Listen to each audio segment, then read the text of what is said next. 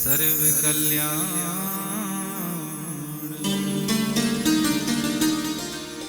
परशकमलहस्तं शोभितं मोदके अरुणपुष्पमाला व्यालयद्यो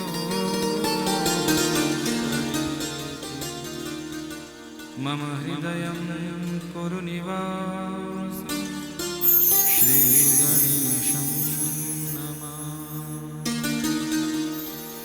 अज्ञानतिमिरान्धस्य ज्ञानाञ्जनशलाकया चक्षुरुन्मीलितं येन तस्मै श्रीगुरवे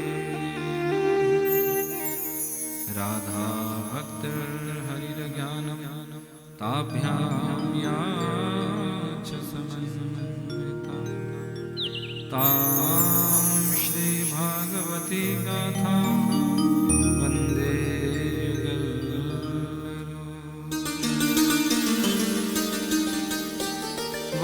वागर्थाविव सम्पृक्तौ वागर्था प्रतिपत्तये जगतः पितरौ वन्दे पार्वती परमेश्वरम्। जय जय श्री राधारमण जय जय नवकिशोर जय गोपीचितचोर प्रभो जय जय माखन चोर। आपदाम अपहर्तारं दातारं सर्वसम्पदां लोकाभिरामं श्रीराम भूयो भूयो नमामि। अतुलितबलधामं हेमशैलावदेहं धनुजवनकृशानुं ज्ञानिनां सकलगुणनिधानं वानराणामधीशं रघुपतिप्रियभक्तं वातजातं नमामि। आइए हनुमंत विराजे कथा करूं मते अनुसार प्रेम सहित गादी विराजे पवन कुमार।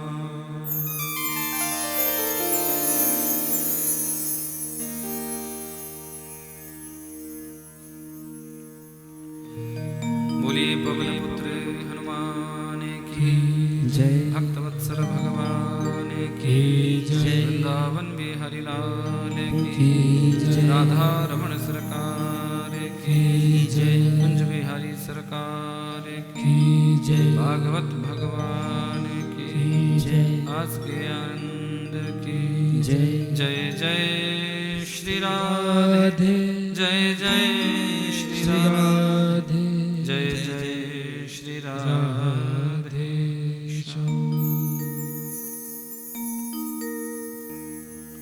परम मंगलमय परात्पर अखिलेश्वर अकारण करुणा वृणालय भक्तवांछित कल्पतरु तड़िद्यत विनिंदित पीताम्बरधारी बाल कृष्णलाल की वांगमयी प्रतिमूर्ति श्रीमद् भागवत महापुराण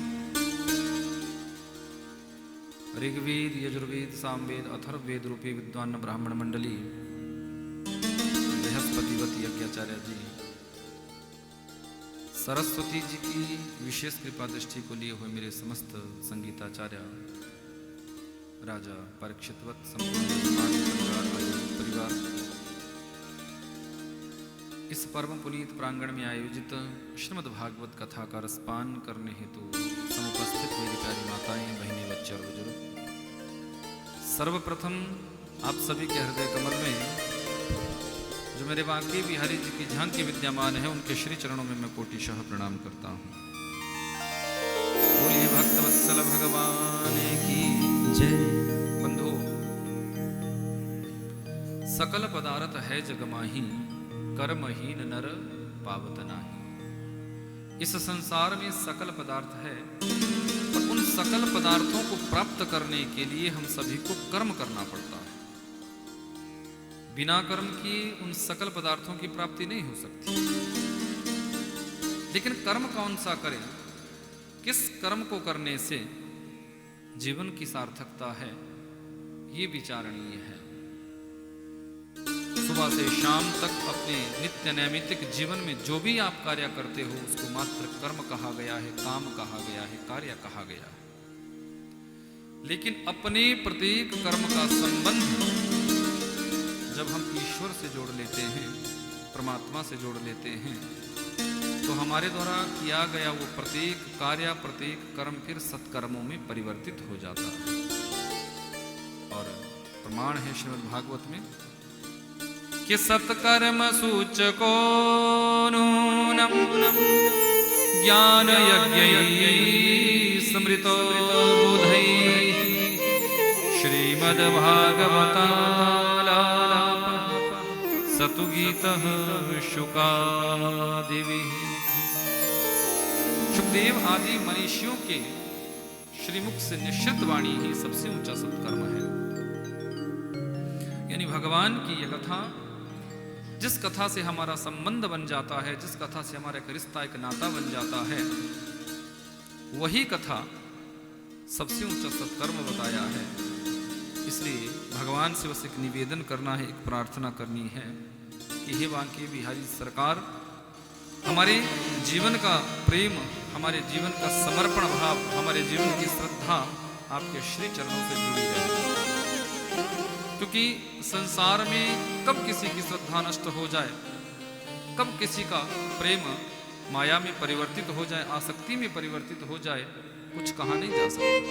इसलिए भगवान से ये निवेदन करना चाहिए कि हम संसार के लोगों से आसक्ति न रखकर सिर्फ और सिर्फ आपके श्री चरणों से प्रेम कर सके।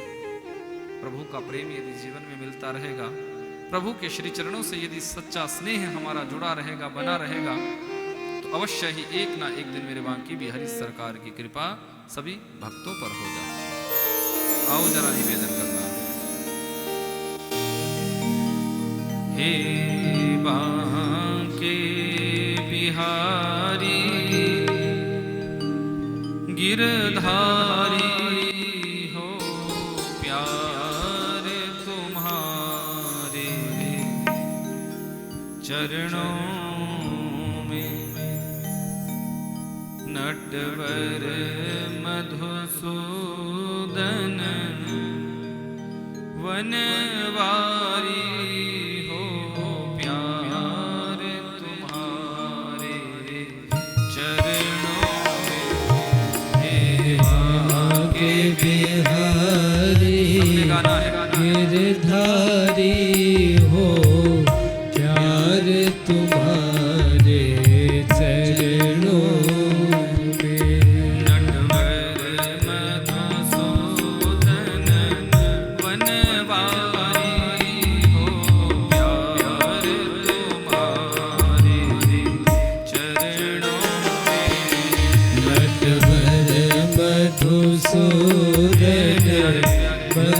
बनवारी हो प्यार तुम्हारे चरणों में। बिहारी गिरधारी हो प्यार तुम्हारे चरणों में। हे बांके बिहारी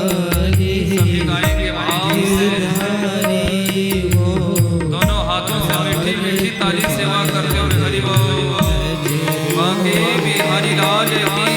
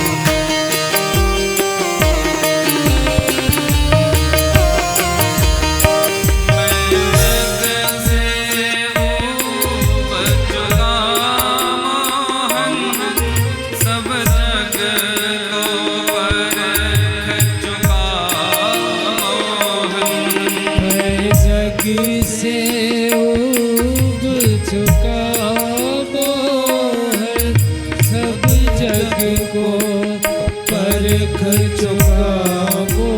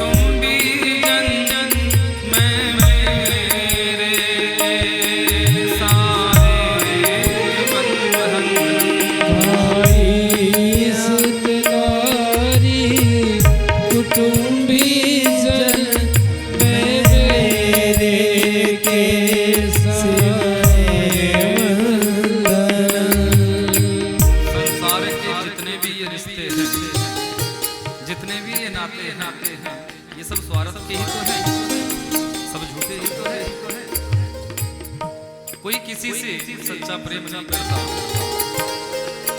कोई ना कोई स्वार्थ उसका जुड़ा होता है। ये जितने भी संसार के रिश्ते नाते हैं सब झूठे हैं, सब धोखा देने वाले हैं। सच्चा रिश्ता सच्चा नाता तो मेरे बांके बिहारी से ही है। भाई सुतनारी कुटुंबी जन सब स्वार्थ है रे जन। भाई सुतनारी कुटुंबी जन सब स्वार्थ के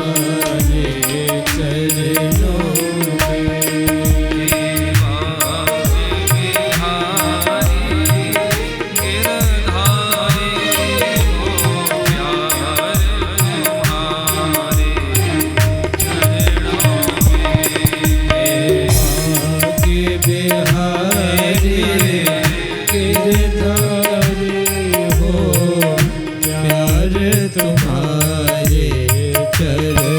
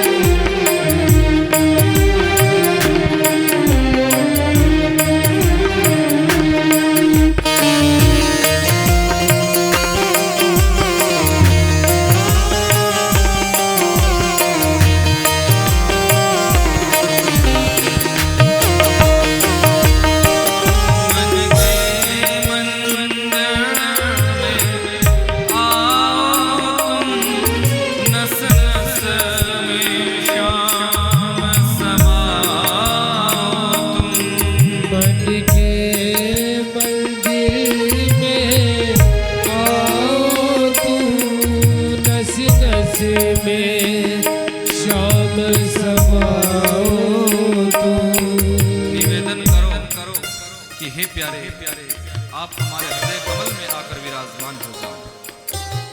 हमारी नस नस में रोम रोम में आपका ही नाम बस जाए। जैसा नाम अर्जुन के रोम रोम में बसा था, जैसा नाम द्रौपदी के रोम रोम में बसा था, बस वैसा ही आपका जो नाम है, आपका जो प्रेम है, आपका जो स्नेह है, आपका जो भाव है प्यारे, हमारी नस नस में समा जाए। मन के मंदिर में आओ नस नस में श्याम समाओ मन के मंदिर में आओ तुम नस नस में श्याम समाओ तुम।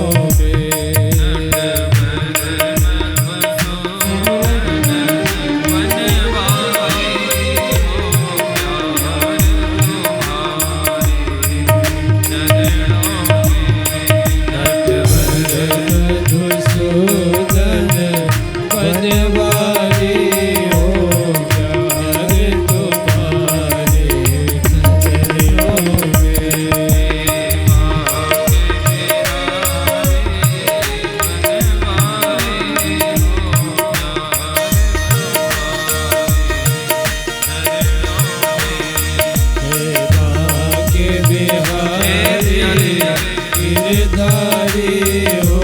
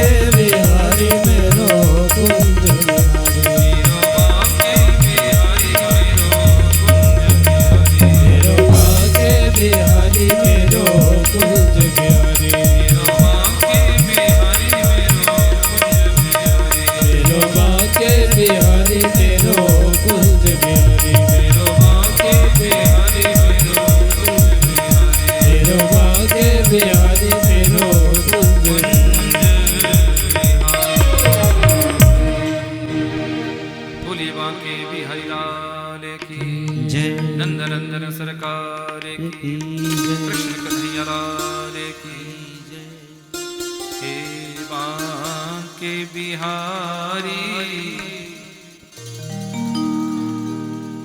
हो प्यार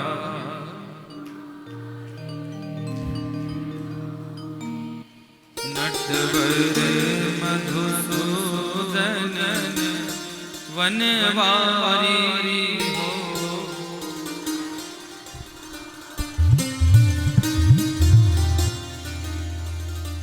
भगवान से प्रार्थना करो, निवेदन करो कि हे प्यारे, हमारा स्नेह, हमारा प्रेम आपसे जुड़ सके, हमारे मन में आपके प्रति एक आस्था, एक श्रद्धा, एक विश्वास, एक प्रेम सदैव बना रहे।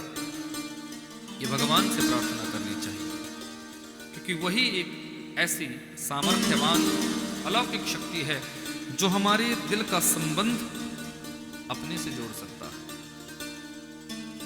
इसलिए उनकी शरणागति में हम सभी को जाना चाहिए। गोपियों ने उन्हीं का ही नाम तो पुकारा था, ब्रजवासियों ने उन्हीं के ही नाम को तो गाया था। मेरे गोप ग्वाल सखा सब उन्हीं के नाम की सार्थकता को जानकर पूर्ण रूप से उनसे जुड़ गए। अनन्यता वाला भाव इन ब्रजवासियों के अंदर जब प्रकट हुआ था, तब जाके मेरे पूर्ण पुरुषोत्तम परमात्मा की प्राप्ति इनको हुई कि अनन्या चिंतयन्तो मां ये जनाः पर्युपासते तेषां नित्याभियुक्तानां योगक्षेमं वहाम्यहम्। अनन्या चिंतयन्तो मां ये जनः पर्युपासते। अनन्यता से जब कोई परमात्मा का भजन पूजन करता है तो ये निश्चित तौर पर जीवन की सार्थकता है कि उसके जीवन में परमात्मा की कृपा होती ही होती है। भक्त वत्सल भगवान की, बांके बिहारी लाल की। इसलिए हम सभी को एक बात याद रखनी चाहिए कि संबंध यदि बनाना है तो ठाकुर जी से बनाओ, रिश्ता यदि जोड़ना है तो प्रभु से जोड़ो। प्रभु से तुम्हारा रिश्ता जुड़ा रहेगा, परमात्मा से तुम्हारा मनोभाव बना रहेगा, तो मेरे परात्पर प्रभु की अहेतु की कृपा का वर्षण तुम्हारे जीवन में होता रहे। 7 वर्ष की अवस्था में ब्रजवासियों के अंदर उस भाव का दर्शन कराते हुए मेरे परात्पर प्रभु ने 7 कोस लंबे चौड़े पर्वत को अपनी कन्नी उंगली पर धारण किया। बोले गिरिवरधारी भगवान की। इंद्र के अभिमान का खंडन किया और इन ब्रजवासियों के अंदर श्रद्धा का भाव जनित कराया, पूर्ण विश्वास, पूर्ण अनन्यता का भाव इनके अंदर जनित कराया। ये भगवान की लीला। ब्रजवासियों को संशय हुआ कि इतने बड़े पर्वत को आपने कैसे धारण किया, तो मेरे गोविंद का एक ही भाव था, परमात्मा कभी अपने ऊपर नहीं रखते, अपनी बड़ाई नहीं बताते। वहां भी इन ब्रजवासियों को ही बड़ा कर दिया और क्या कहा कि कछु माखन को बल बढ़े, कछु गोपन करी सहा, श्री राधे जो की कृपा मैंने गिरिवर लियो उठा। ये भी हे ब्रजवासियों आपके माखन की शक्ति मेरे अंदर थी, जो मैंने इस पर्वत को सहज भाव से धारण किया। और विशेष कृपा लाडली जी की, किशोरी जी की, कि जिनकी अहेतुकी कृपा से मैंने इस 21 किलोमीटर के पर्वत को, 7 कोस लंबे चौड़े पर्वत को मैंने इकन्नी उंगली पर धारण कर ली। 7 दिन 7 रात्रि 7 वर्ष की अवस्था में मेरे गोविंद ने इस लीला का दर्शन कराया। इंद्र के अभिमान को तोड़ा है, इंद्र का अभिमान खंडित हुआ है। एक आज आप गिरिराज की परिक्रमा देने जाओगे, रिक्शे से ही कर पाओगे, क्योंकि इतना समय तो आपके पास होगा नहीं कि पैदल आप चलें, तो रिक्शे से ही परिक्रमा देना। तो एक जगह आती है इंद्रमान मर्दन परिक्रमा, जहां मेरे परात्पर प्रभु ने इंद्र के मान को मर्दित किया था। वर्णन आता है, इंद्र अपने ऐरावत पर आया, पर जैसे ही ऐरावत पर आया, ब्रजमंडल की सीमा में प्रवेश करते ही हाथी से नीचे कूद पड़ा था कि मैं प्रभु से मिलने जा रहा हूं, ये तो परब्रह्म है, परमात्मा है, मुझसे बहुत बड़ी गलती हो गई, अपराध हो गया, मैं उनको समझ नहीं पाया। क्योंकि प्रभु की माया को कौन समझ सकता है। तो दंडवत परिक्रमा यहां से देना प्रारंभ किया था, दंडौती परिक्रमा। गिरिराज जी की सबसे पहली दंडौती परिक्रमा देने वाले स्वर्ग के राजा इंद्र थे। विचार करो जरा, किसने परिक्रमा देनी शुरू की? किसी संत महात्मा ने नहीं, किसी निर्धन व्यक्ति ने नहीं, किसी गरीब व्यक्ति ने नहीं। किसने सबसे पहले परिक्रमा दी? बोलो किसने? स्वर्ग के राजा इंद्र ने। वो भी कोई धरती का सम्राट नहीं। आप लोग एक गांव के सेठ हो सकते हैं, एक नगर के सेठ हो सकते हैं, एक शहर के सेठ हो सकते हैं, फिर भी आपको वहां जाते हुए संकोच लगता है। आपको ऐसा लगता है कि हम तो इतने बड़े सेठ जी, हम यहां दंडवत कैसे करें, हम यहां कैसे झुकें। लेकिन विचार करना, यदि थोड़ा सा भी अभिमान हो ना अपने पद का, अपनी संपत्ति का, अपने वैभव का, या अपने सामर्थ्यवान होने का, यदि कोई भी तुम्हारे अंदर अभिमान हो, तो यह समझ लेना कि आप तो बहुत छोटे हो, बहुत छोटे। जिस स्वर्ग के राजा इंद्र ने सबसे पहले दंडवत परिक्रमा दी थी, वो किसी छोटे मोटे नगर गांव का राजा नहीं था, पूरे स्वर्ग का राजा था। जहां कल्प वृक्ष है, जिस कल्प वृक्ष के नीचे इंद्र कुछ भी इच्छा कर सकता है, वो तुरंत पूरी हो जाती है। जहां देवी देवता प्रत्यक्ष रूप से हैं, आप किसी देवता का आवाहन करोगे, पूजन यजन करोगे, मंत्र जपोगे, तब उस देवता की थोड़ी सी झलक, थोड़ी सी कृपा आपको मिलेगी। चाहे अग्निदेव है, चाहे वरुण देव है, चाहे अन्य कोई भी देव है। लेकिन विचार करो, जिस इंद्र के चारों ओर ही वो देवी देवता बैठे रहते हैं, जो सबका सर्वोपरि है, सबका राजा है, आप अपनी पत्नी को लेकर कई बार भ्रमित हो जाते हो कि मुझे ऐसी सुंदर पत्नी मिली, मुझे ऐसा सुंदर पति मिला। विचार करो कि वो राजा इंद्र, जिसके साथ शची तो है ही है, इंद्राणी तो है ही है, पर बहुत सी स्वर्ग की सुंदर सुंदर दिव्य अप्सराएं भी जिसके आसपास नृत्य करती हैं। स्वर्ग तो स्वर्ग है, वो हर सुख है, हर वैभव है, लेकिन याद रखना प्रभु की कृपा नहीं।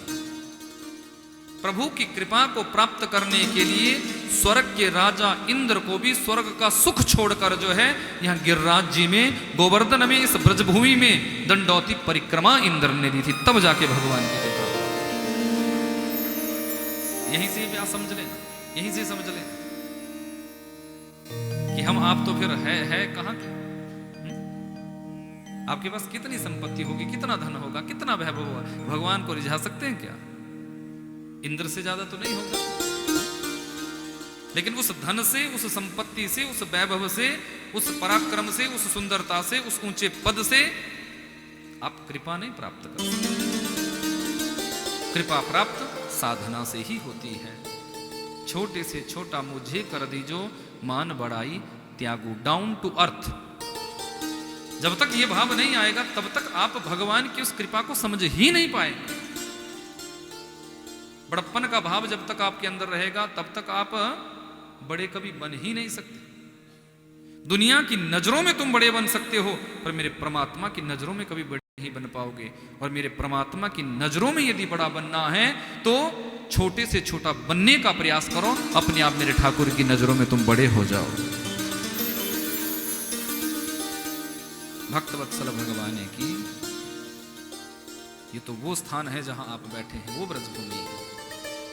इस ब्रजभूमि का कितनी महिमा गाई जाए, कितने गुण गाए जाए, वो सब कम है। बड़े बड़े संत महात्मा इस ब्रज की रज में, जिनका संपूर्ण जीवन ही निकल गया, ऐसे ऐसे दिव्य संत, ऐसे ऐसे प्रकांड विद्वान, ऐसे ऐसे ज्ञानी जन, जिनका रोम रोम इसी ब्रजभूमि में मिट गया, नष्ट हो गया, इसी ब्रजभूमि में छिप गया। विचार करना, ये कुछ साधारण ब्रजभूमि नहीं है। ये तो सबको मुक्त करती है, हर जीव को मुक्त करती है। एक बार मुक्ति भगवान के पास पहुंची, प्रभु मैं दुनिया के हर एक जीव को मुक्त करती हूँ। चींटी को भी मुक्त करती हूँ, हाथी को भी मुक्त करती हूँ, बड़े बड़े देहधारियों को भी मुक्त करती हूँ, मनुष्य को भी मुक्त करती हूँ, छोटे से छोटे जीव को भी मुक्ति देती हूँ, और बड़े से बड़े विकराल विशाल काय जीव को भी मैं मुक्त करती हूँ। पर आपसे निवेदन है, मेरी मुक्ति कैसे होगी? कि मुक्ति कहे गोपाल सुन सुन, मेरी मुक्ति बता। प्यारे, मेरी मुक्ति कैसे होगी? तो मेरे गोविंद मुस्कुराए, मुक्ति तो मुक्त होना चाहती है ना? हाँ, तो सुन कि ब्रज रज उड़ मस्तक लगे, मुक्ति मुक्त होई जा। जिस दिन ये ब्रजभूमि की रज, जिस ब्रजभूमि पर संत महात्मा तपस्या करने वाले ज्ञानी जन, श्रेष्ठ जन जिस ब्रज रज पर चलते हैं और उनकी चरण धूलि से ये ब्रजभूमि भी आनंदित हो रही है, जिस दिन ये ब्रज रज उड़कर तेरे माथे पर लग जाएगी, हे मुक्ति, उस दिन तू भी मुक्त हो जाएगी। ब्रज रज उड़ मस्तक लगे, मुक्ति मुक्त हो। उस ब्रजभूमि में आप बैठे, उस ब्रजभूमि में बैठने का सौभाग्य आपको मिला। और आज तो कुछ लोगों की दीक्षा भी हुई है, तो जिनकी दीक्षा आज हुई, विचार करना जरा कितने सौभाग्यशाली हैं वो लोग कि इस ब्रज की पावन धरा पर उन्हें ठाकुर जी की भक्ति करने का ये सद्भाग्य प्राप्त हुआ है, ठाकुर जी की भक्ति के इस मार्ग में चलने का ये परम सौभाग्य प्राप्त हुआ है। बस ठाकुर जी से एक ही निवेदन करना कि हे प्यारे, हमारे जीवन की भक्ति आप बनाकर रखना, हम आपकी भक्ति करते रहें, और आपकी भक्ति करते करते ही हमारे जीवन का एक एक पल व्यतीत हो। कि श्वास श्वास पर कृष्ण भजी, वृथा श्वास जनिको, ना जाने या श्वास की आवन हो ना हो। हमारे जीवन की अंतिम श्वास कौन सी बन जाएगी, कुछ कहा नहीं जा सकता, इसलिए भगवान से ही निवेदन करना, प्यारे, चलते फिरते उठते बैठते तेरे नाम को ही गाएं, तेरे नाम की मस्ती में ही हम झूमते रहें। ऐसा बड़ा महात्मा चले। सुखदेव स्वामी राजा परीक्षित से कहते हैं, राजन, मैं तुम्हें परमात्मा के महाराज का दर्शन कराऊं, पर उससे पहले परीक्षित के अंदर गोपी भाव को जनित कराया है, क्योंकि जब तक हमारे अंदर गोपी भाव नहीं आएगा तब तक परमात्मा के महाराज को नहीं समझा जा सकता। पहले तो ये समझो कि गोपी है कौन। क्या किसी सुंदर स्त्री को गोपी कहा गया है? क्या किसी जवान स्त्री को गोपी कहा गया है? क्या गोपी किसी संप्रदाय का नाम है? क्या गोपी किसी जाति का नाम है? गोपी किसी व्यवस्था का नाम है? या गोपी किसी पद का नाम है? या गोपी कोई संज्ञा है? क्या है गोपी? तो कहा, गोभी इंद्रियई कृष्ण रस पिबती सा गोपी। जो अपनी प्रत्येक इंद्रिय के द्वारा कृष्ण रस भक्ति का पान करती है या करता है, बंधु, वही गोपी है, वही गोपी। गोपी कोई स्त्री विशेष नहीं है, गोपी कोई पुरुष विशेष नहीं है, गोपी कोई संप्रदाय विशेष नहीं है, गोपी कोई जाति विशेष नहीं है, गोपी कोई सुंदरता विशेष नहीं है, गोपी कोई अवस्था विशेष नहीं है। गोपी कौन है? जो अपनी प्रत्येक इंद्रिय के द्वारा कृष्ण रस भक्ति का पान करती है या करता है, वही गोपी है। गोपी तो 90 वर्ष का वृद्ध भी हो सकता है, 95 वर्ष की मैया भी हो सकती है, 21 वर्ष का जवान भी हो सकता है, और 20 वर्ष की युवती भी हो सकती है। वो गोपी है। गोपियों की यहां कई भाव बताए हैं। कोई मुनि रूपा है, कोई श्रुति रूपा है, कोई साधन सिद्धा है, कोई स्वयं सिद्धा है, कोई दैत्य कन्या है, कोई मत्स्य कन्या है, कोई नाग कन्या है, कोई वेद की ऋचाएं हैं। अनेक रूप गोपियों के यहां बताए, लेकिन है सब गोपी, है सब गोपी। जैसे एक स्त्री मां भी हो सकती है, एक स्त्री बहन भी हो सकती है, एक स्त्री बेटी भी हो सकती है, एक स्त्री को आप कितने भी रिश्तों से देख सकते हो, लेकिन वो मूल रूप से है तो स्त्री ही।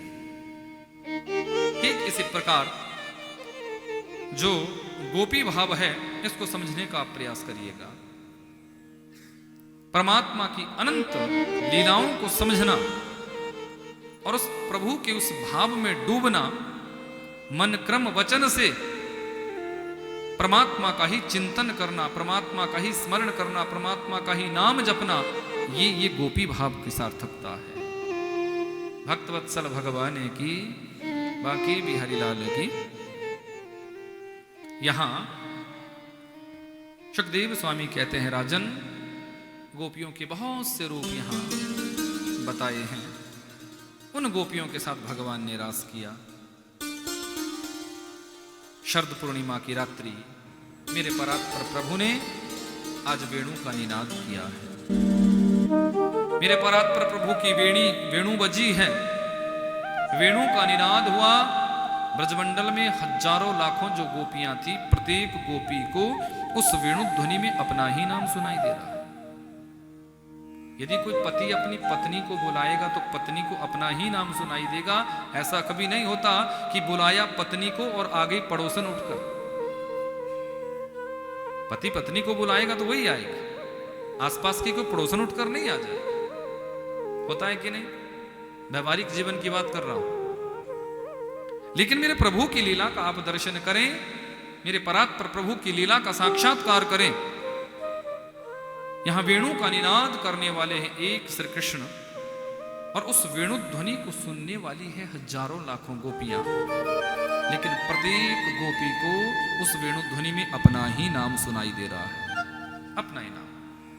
और गोपियों का कोई एक नाम नहीं था कि गोपियों का कोई एक ही नाम हो, नहीं। अब ये व्यवहार में थी, संसार में थी, तो इनके हजारों गोपियां थी तो हजारों ही नाम भी थे। लेकिन वेणु ध्वनि में इन सबको अपना ही नाम क्यों सुनाई दिया? क्योंकि परमात्मा की लीला है, संसारिक भाव नहीं, संसारिक आसक्ति भरा भाव दर्शन नहीं है। ये साक्षात मेरे परात्पर प्रभु की लीला है।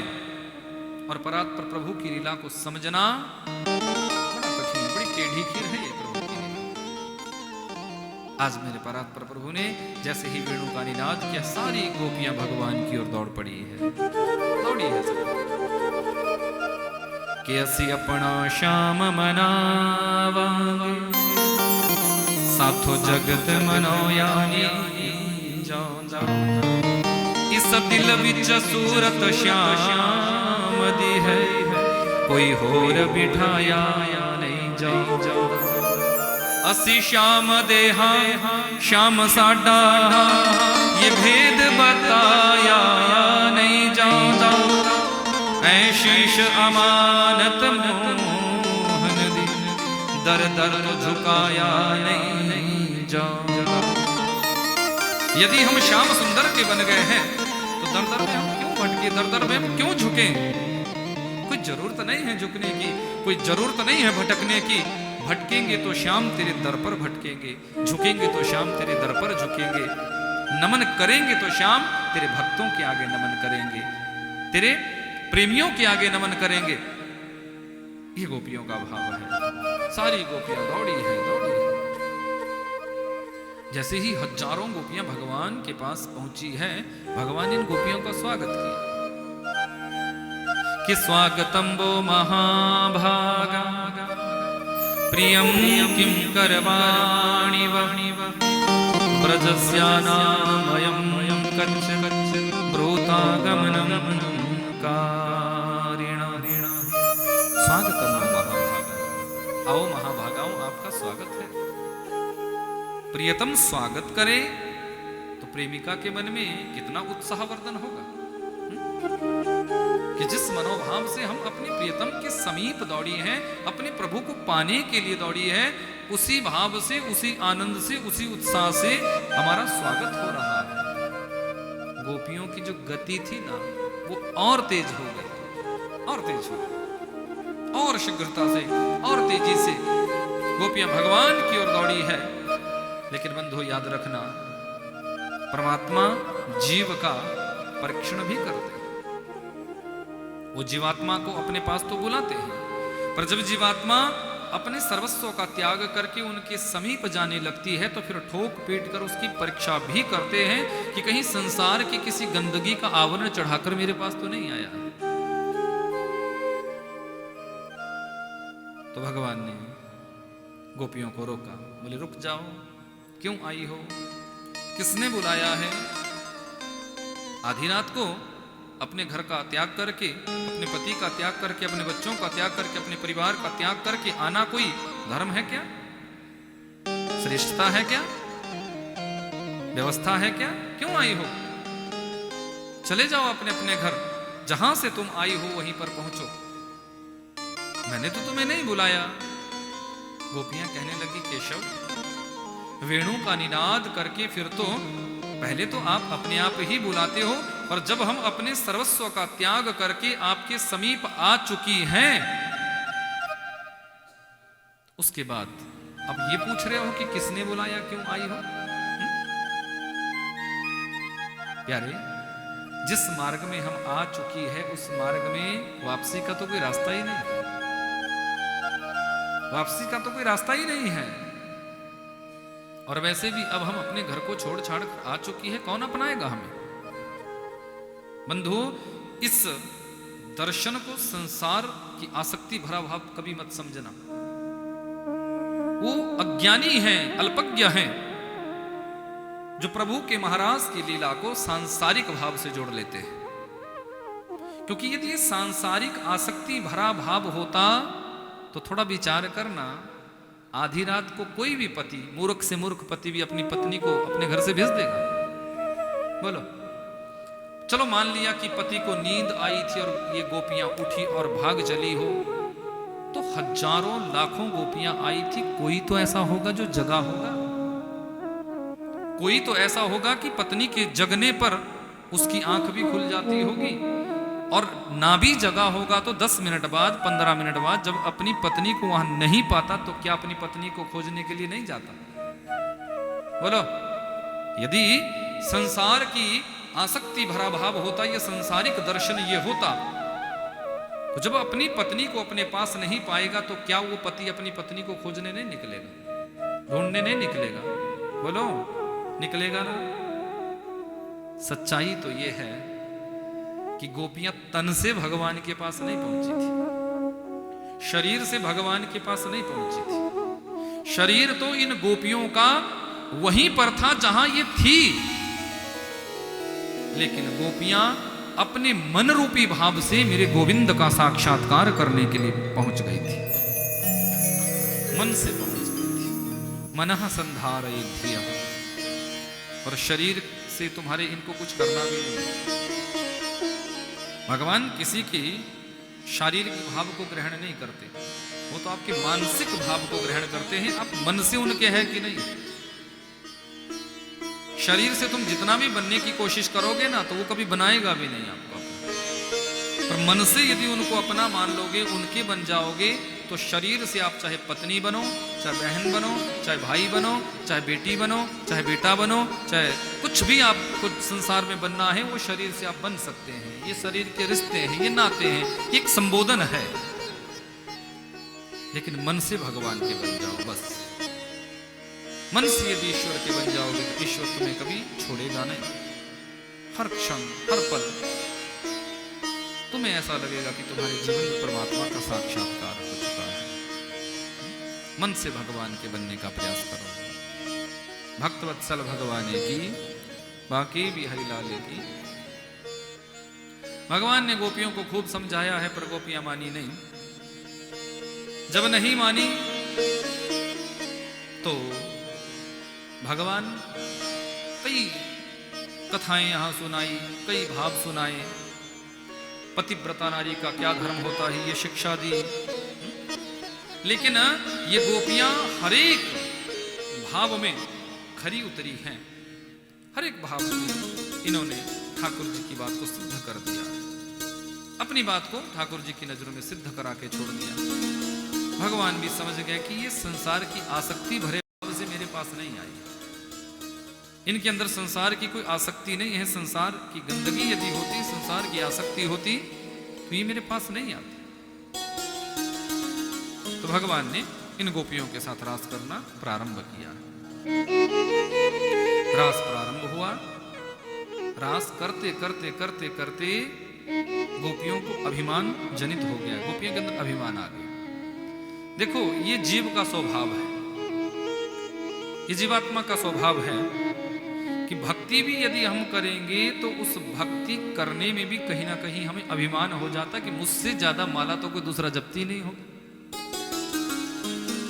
दान भी यदि हम करेंगे तो उसके बाद भी अभिमान कहीं ना कहीं आ ही जाता है कि मुझसे ज्यादा दान तो कोई दूसरा करेगा ही नहीं। यदि आप कोई पुण्य कर्म भी करेंगे तो आपके मन में ये भाव जरूर कहीं ना कहीं किसी ना किसी मोड़ पर आएगा कि मुझसे ज्यादा पुण्य कर्म तो कोई दूसरा करता ही नहीं होगा। ये जीवात्मा का स्वभाव है, जीव के अंदर ये स्वाभाविक गुण है, उसको हम बदलने से भी बदल नहीं सकते। कहीं ना कहीं जीव अपना परिचय दिखा देता है, कहीं ना कहीं हमारे जीवन का परिचय दिख जाता है। तो गोपियों को ऐसा लगा कि ना जाने हम कितनी सर्वांग सुंदरियां हैं जो सर्वांग सुंदर महाप्रभु हमारे साथ रास कर रहे हैं।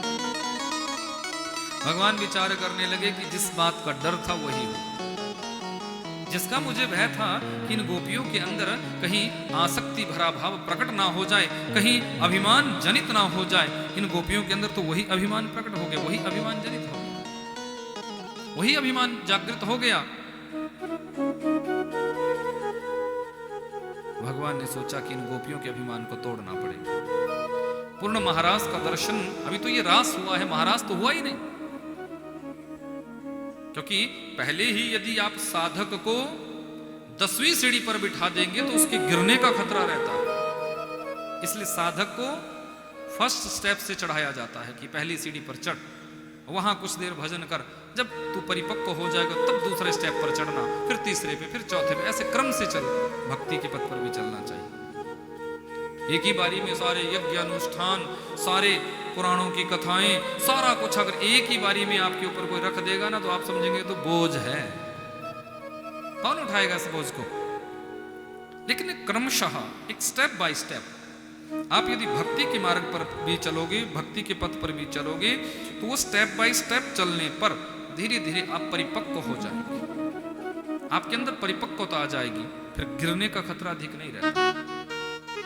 एक ही स्टेप में यदि 10वीं सीढ़ी पर पहुंचा देंगे तो गिरने का भय भी उतना ही है। किसी के पास अनायास बहुत सा धन आ जाए ना तो उस धन के नष्ट होने का भी भय उतना ही है, और उस धन को प्राप्त करने के बाद गिरने का भी भय उतना ही है। लेकिन धीरे धीरे धीरे धीरे धीरे धीरे धीरे मेहनत से, भाव से, कर्मों से आपके पास यदि कुछ भी आता है तो उसकी वैल्यू भी आप समझेंगे और उस महत्व को भी आप जानेंगे। वहां से गिरने का भय कम हो जाता है। तो गोपियों के अंदर जब अभिमान हुआ है तो भगवान ने गोपियों के अभिमान को खंडित करना चाहा। किशोरी जी के अंदर मान हुआ, आत्मीयता के प्रति रूठना ही मान है, जिससे हम अत्यधिक स्नेह करते हैं, अत्यधिक प्रेम करते हैं। यदि उसके स्वभाव में थोड़ा सा भी कहीं बदलाव दिखता है तो हम उससे रूठ जाते हैं। तो किशोरी जी को लगा कि जैसा रास इन सब के साथ कर रहे हैं वैसा रास मेरे साथ कर रहे हैं। इसका मतलब तो ये हुआ कि ना तो इनमें और मुझ में फिर कोई अंतर ही नहीं। अब जैसा जो स्थान इनको दिया वही स्थान मेरा भी रख दिया। मेरे लिए तो एक अलग जगह होनी चाहिए, मेरे लिए एक अलग व्यवस्था होनी चाहिए, मेरे लिए एक अलग स्थान होना चाहिए। ये क्या है? अत्यधिक प्रीति, अत्यधिक सामीप्य, अत्यधिक प्रेम। तो किशोरी जी तो मेरे ठाकुर जी की आह्लादिनी शक्ति है, आह्लादिनी शक्ति। ये सब लीला का दर्शन है, भ्रमित नहीं होना चाहिए। गोपियों के अंदर अभिमान आया, ये सार्थकता है, क्योंकि जीव के अंदर अभिमान आना सार्थक है। जीवात्मा के अंदर अभिमान आता है, लेकिन किशोरी जी की ये जो लीला है ये भक्तों को आनंद देने वाली लीला है। इसलिए किशोरी जी को साथ लेकर जब जा रहे थे ना, गोपियों के बीच से जब अदृश्य हो गए, गोपियों के बीच से जब मेरे प्रभु चले गए, तो किशोरी जी को साथ लेकर जब जा रहे थे तो किशोरी जी समझ गई कि यदि मैं जाती रहूंगी इनके साथ, तो फिर ये कभी उनको मिलने वाले नहीं। उन गोपियों को फिर ठाकुर जी की कभी प्राप्ति नहीं होगी। इसलिए किशोरी जी ने यहां एक लीला रची है और कहा कि देखो कन्हैया, आप मुझे कहां लेकर जा रहे हो? अब मैं और नहीं चल सकता, अब मैं थक चुकी हूं, मैं हार चुकी हूं, अब मुझसे और चला नहीं जाता। तो ठाकुर जी ने सोचा कि देखो किशोरी जी के अंदर भी मान हो गया, तो कहा आओ किशोरी जी मेरे कंधे पर बैठ जाओ, मैं आपको कंधे पे उठा के ले चलता हूं। जैसे ही किशोरी जी कंधे पे बैठने लगी है तो मेरे परात्पर प्रभु किशोरी जी को छोड़कर भी यहां से अंतर ध्यान हो गए। यह एक बात समझने की है, बहुत से ऐसे प्रसंग आते हैं जहां मेरे ठाकुर जी ने किशोरी जी के चरण दबाए हैं, अत्यधिक स्नेह में, अत्यधिक प्रीति में, जहां किशोरी जी के हर कार्य को मेरे ठाकुर जी संपादित करते थे। तो जो चरण दबा सकता है, क्या वो उठाकर नहीं ले जा सकता? विचार करना। जो चरण दबा सकता है, जो अपने हाथों से भोजन खिला सकता है, जो अपने हाथों से इतना प्रेम, इतना स्नेह कर सकता है, तो क्या वो अपनी किशोरी जी को उठाकर नहीं ले जा सकता? लेकिन सिर्फ और सिर्फ लीला का दर्शन है, भक्तों को आनंद देने वाली लीला है। यानी सब कुछ किशोरी जी की कृपा से ही हो रहा है, किशोरी जी की इच्छा से ही हो रहा है, बस इशारा है। समझने की बात कि उन गोपियों को मेरे गोविंद की प्राप्ति हो जाए। अदृश्य हुए हैं, अब यहां हजारों लाखों गोपियां रुदन कर रही है, रो रही है। अपने प्रियतम को इतने समीप पाकर फिर खोना, अपने प्रियतम के समीप जाकर फिर उसका विरह होना, उसका विच्छेद होना, उसका विच्छोह होना अत्यधिक दुख का कारण होता है। गोपियां बहुत रोई है, बहुत रोई है। रोते रोते रोते रोते गोपियां पागलों जैसी परिस्थिति में पहुंच गई। एक दूसरे को कोसना प्रारंभ किया, एक दूसरे की गलती निकालना प्रारंभ किया। अरे तूने कोई गलती की होगी इसलिए वो श्याम सुंदर हमें छोड़कर गए, तूने कोई गलती की होगी इसलिए श्याम सुंदर हमें छोड़कर गए। यहां किशोरी जी भी रोई है और मेरी राधा रानी इतनी रोई है, इतनी रोई है कि उनके अश्रु बिंदुओं से ही मान सरोवर प्रकट हो गया है। कल आपने दर्शन किया मान सरोवर, किया ना? आचमन भी किया होगा आपने, खारा था कि नहीं?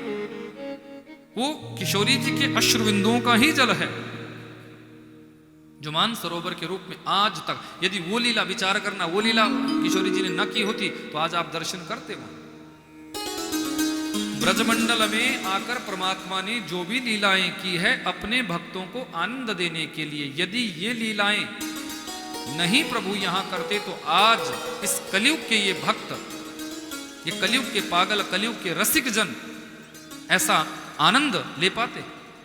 बताओ, आनंद ले पाते? ये आनंद, ये भाव तब आप आज ले रहे हो जब प्रभु ने ये लीलाएं यहां की, ये लीलाएं यहां की, तभी तो आप आज ये प्रभु की उन स्थानों का, उन जगहों का दर्शन कर रहे हैं और आनंदित हो रहे हो। विचार करो, वो सिर्फ स्थान मात्र रह गए हैं। भगवान के समय की वो भूमि है, वो ब्रज भूमि है, वो दर्शन मात्र रह गया है। लेकिन फिर भी आपको वहां जाने में कितना आनंद मिलता। आपको ऐसा नहीं लगता कि हजारों वर्ष पहले भगवान यहाँ आए थे? आपको ऐसा वहां लगता है कि इस समय भी भगवान यहीं पर विराजमान है।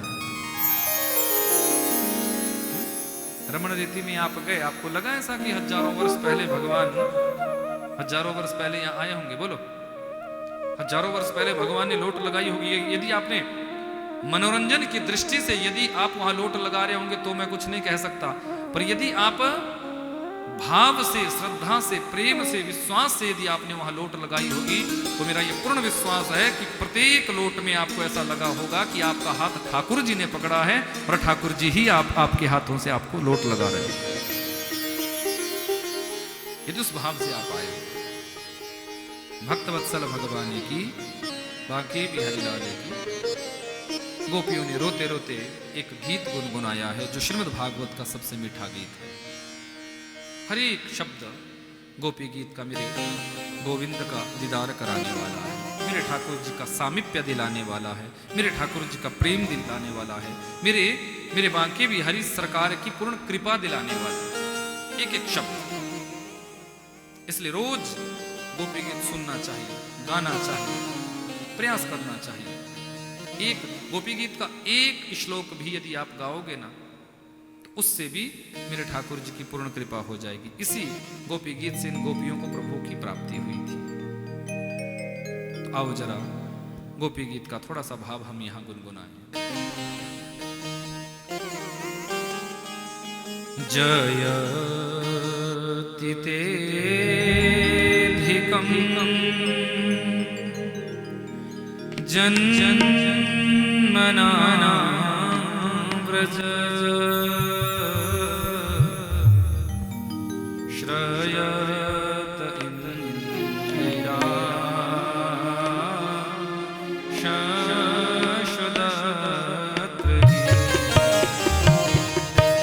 जयति पेदितं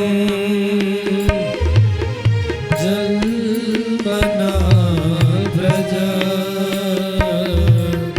शयत इन्द्रिया शश्वदत्रयी।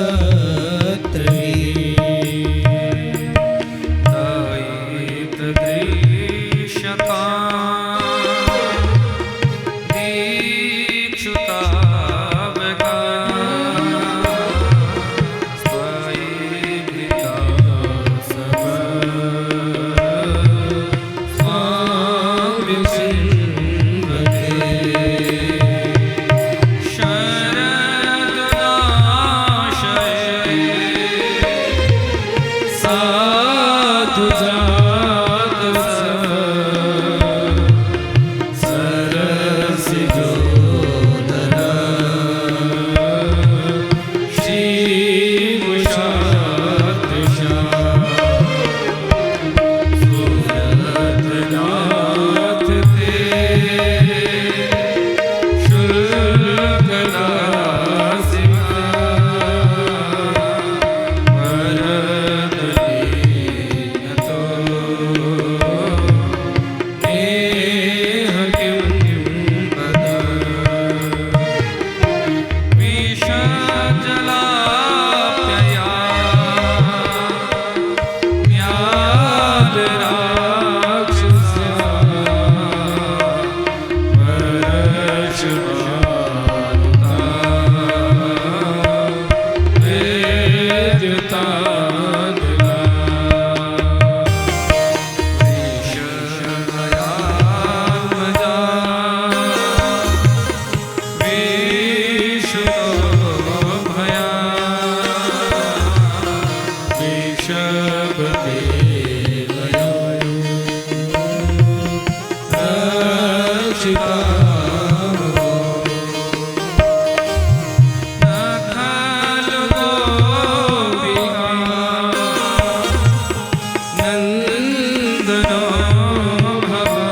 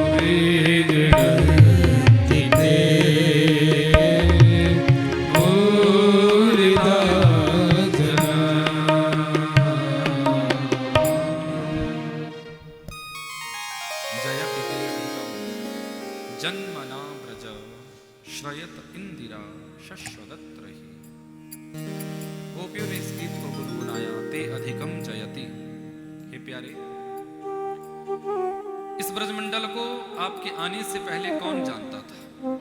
इस ब्रजमंडल की कोई सार्थकता नहीं थी, कोई महिमा नहीं थी, कोई बड़प्पन नहीं था। लेकिन प्यारे, जब से आप इस ब्रज की धरा पर आए हैं, तब से इस ब्रजमंडल की भी महिमा बढ़ गई है। ते अधिकम जयति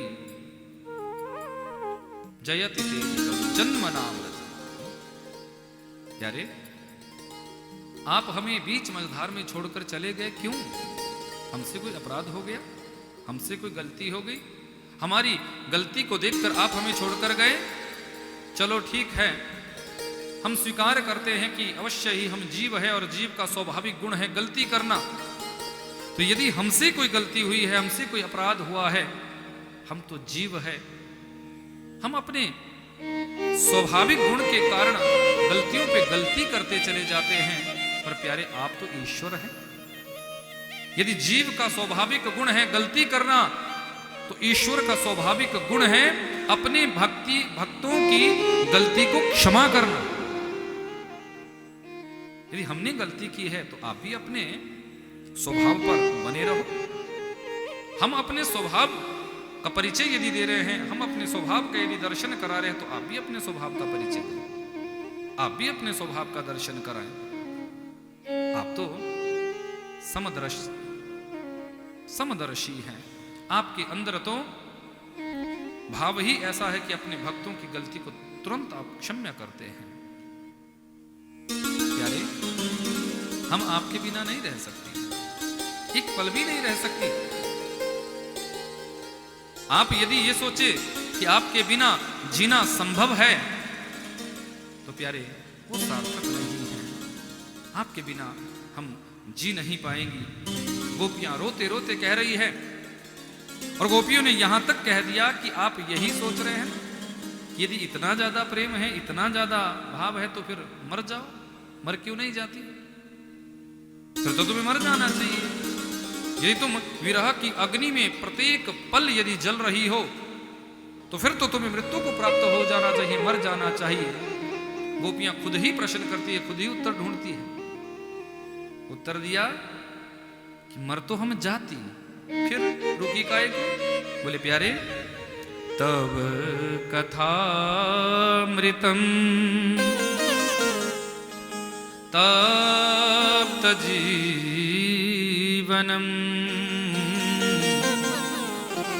कवि विरीडितम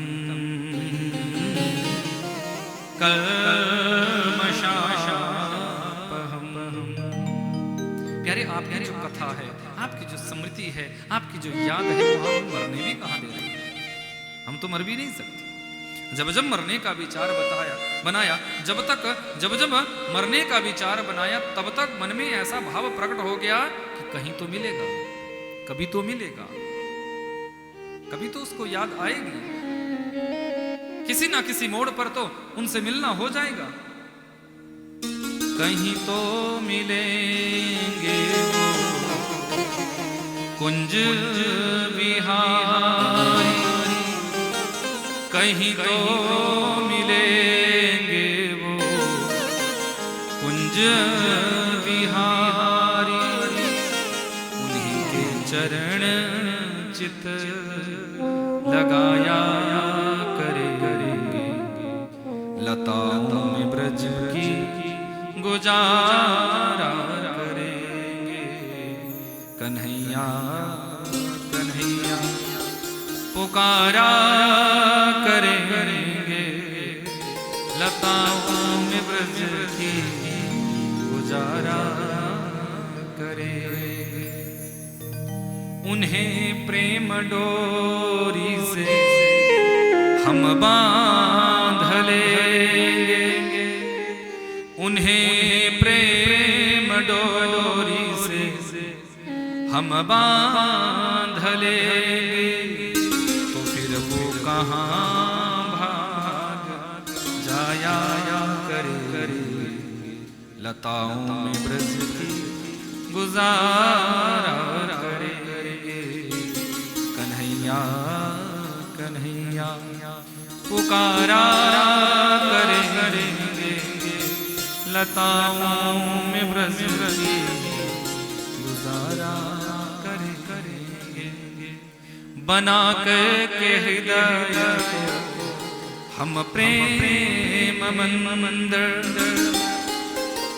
बना के हृदय को हम प्रेम मंदिर, वहीं उनको झूला झुलाया करे लता ब्रज की गुजार, कन्हैया कन्हैया पुकारा करे लताओं में ब्रज की गुजारा करे, गुजारा करे, गुजारा करे। गोपियों का ऐसा मनोभाव है, यानी कहीं तो मिलना होगा, बस इसी चिंतन में, इसी सोच में हम मर भी नहीं सकते, मरने का वो भाव निकल जाता है। और बताया कि देखो हम आपसे कोई शुल्क नहीं चाहती, निशुल्क दासी का, हम तेरी ऐसी सेविकाएं हैं, ऐसी प्रेमिकाएं हैं कि हमने बदले में तुमसे कुछ चाह नहीं किया। कोई किसी के लिए कुछ करता है तो बदले में कुछ ना कुछ इच्छा रखता है कि मैंने ये किया मुझे ये मिल जाए। लेकिन प्यारे हम तो तुम्हारी ऐसी सेविकाएं हैं, ऐसी दासिकाएं हैं कि जिन्होंने बदले में आपसे कोई चाह रखी ही नहीं, बदले में आपसे कोई इच्छा रखी ही नहीं, आपसे कोई इच्छा नहीं रखी, सिर्फ और सिर्फ आपका प्रेम पाने का भाव रखा है। खूब रोई है गोपियां, इतनी रोई है, इतनी रोई है कि मेरे गोविंद का हृदय पिघल आया है। किशोरी जी को प्रेरणा हुई, किशोरी जी इन गोपियों के साथ मिली है, समझ गई कि जब तक प्रेमा भक्ति की जागृति नहीं होगी तब तक परमात्मा का प्रकटीकरण नहीं हो सकता, पूर्ण रूप से प्राप्ति नहीं हो सकती। अब ये प्रेमा भक्ति कहां से मिल सकती है? बोले ये प्रेमा भक्ति तो यमुना महारानी से ही मिलती है। जीवन में यदि प्रेमा भक्ति पाना चाहते हो तो जमुना जी के किनारे कुछ देर बैठना चाहिए, जमुना जी में डुबकी लगानी चाहिए, जमुना जी का आचमन करना चाहिए। वहां आप जाओ और देखो कि ये तो जल गंदा है, तो भैया प्रेमा भक्ति कैसे आएगी? इन गोपियों ने भी इसी पवित्र यमुना जल में गोता लगाया था और यमुना जल के पवित्र स्पर्श मात्र से ही इनके अंदर पूर्ण रूप से प्रेमा भक्ति की जागृति हो गई थी कि पुनः पुलिनमागत्य कालिंद्यः कृष्ण भावना समवेता जगो कृष्ण तदा गमनम कांक्षिता। पुनः पुलिनमागत्य, जैसे ही प्रेमा भक्ति के भाव में डुबकी मारी है जमुना जी के अंदर, प्रेमा भक्ति ऐसी प्रकट हुई है कि ये गोपियां बाहर निकली है, वो संसार का कोई अभिमान, संसार का कोई मान इनके अंदर नहीं रहा, जरा सी भी आसक्ति, लेश मात्र भी आसक्ति इनके अंदर नहीं रही। मेरे रास रासेश्वर प्रभु ने सोचा कि अब ये गोपियां पूर्ण रूप से मेरी हो चुकी है और मुझे भी पूर्ण रूप से इन्हें अपना बना लेना चाहिए।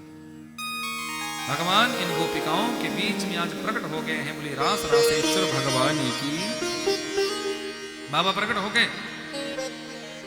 यहां मेरे बाबा विश्वनाथ, जब प्रभु का महाराज चला है तो मेरे विश्वनाथ का मन हुआ मुझे भी रास का दर्शन करने जाना चाहिए,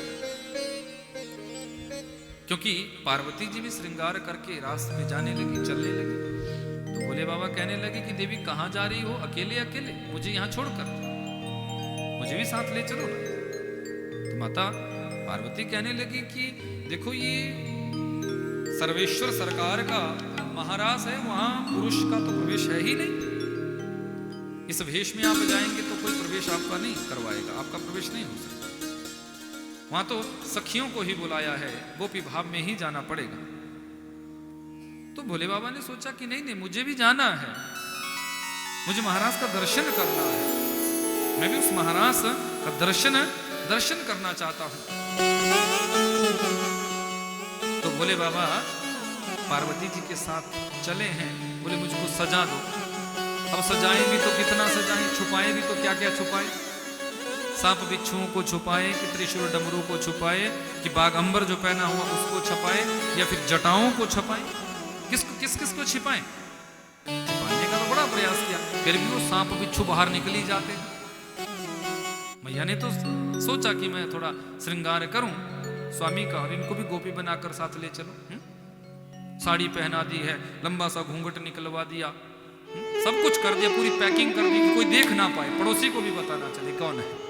पर सांप बिच्छू तो फिर वो निकले बाहर उछक उछक कर। एक दिन वो भोले भंडारी बन के सुंदर नारी वृंदावन आ गए। वृंदावन में आ गए, लेकिन फिर भी भोले बाबा के वो स्वरूप नहीं जा रहा। कोई कितना भी छुपाने का प्रयास करे, पर जो हमारा स्वाभाविक गुण होता है वो सामने आ ही जाता है। भूत प्रेत भी साथ चले, बोले स्वामी अपनी शादी में भी हमें लेकर गए थे, आज नहीं ले चलो। भोले बाबा ने कहा कि शादी तो मेरी थी, ये प्रभु का रास है, वहां भूत प्रेतों को अनुमति नहीं है, यहाँ पर अनुमति नहीं है। तो जितनी भी डाकनियां थी, पिशाचनियां थी, ये कहने लगी भूतनियां सारी की, हम तो भूतनियां हैं, हम तो फीमेल हैं, हमें तो प्रवेश नहीं मिलेगा। बाबा कहने लगे कि तुमको देखकर भी डर जाएंगी गोपांगनाएं। इसलिए गोपेश्वर आप गए होंगे, दर्शन आपने किया होगा। गोपेश्वर मंदिर से एक गली पीछे एक गली पड़ती है, जिस गली का नाम है भूत गली। बाबा ने अपने सारे भूत प्रेतों को वहीं बिठाया, उस गली का नाम ही पड़ गया, उस स्थान का नाम ही पड़ गया भूत गली। बोले यहीं बैठो तुम, बस यही मेरी प्रतीक्षा करना है, दूर से देखना, नजदीक आओगे तो फिर रास में विघ्न आ जाएगा।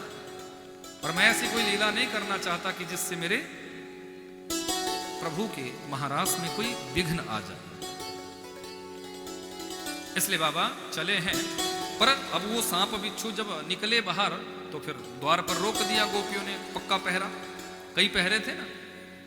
अब गोपियों का पक्का पहरा लगा हुआ है कि पुरुष रूप में कोई अंदर नहीं जा सकता, पुरुष तो एक ही हो सकते हैं, वो है सर्वेश्वर सरकार।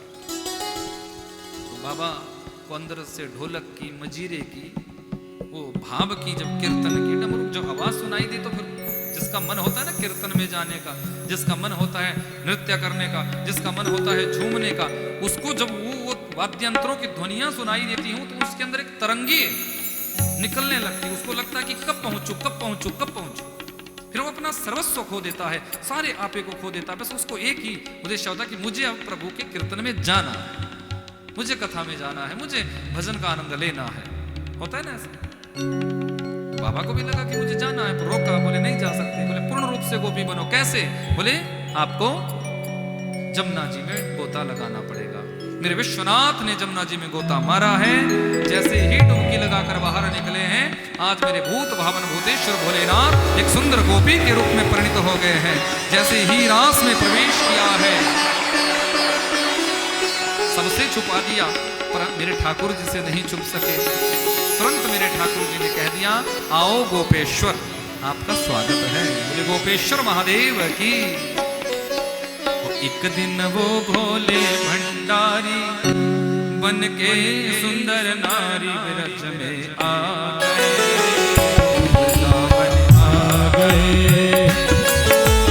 एक दिन वो भोले भंडारी बनकर सुंदर नारी वृंदावन आ गए, वृंदावन आ गए। पार्वती भी मनाते हारी, ना माने त्रिपुरारी, वृंदावन आ गए, वृंदावन आ गए।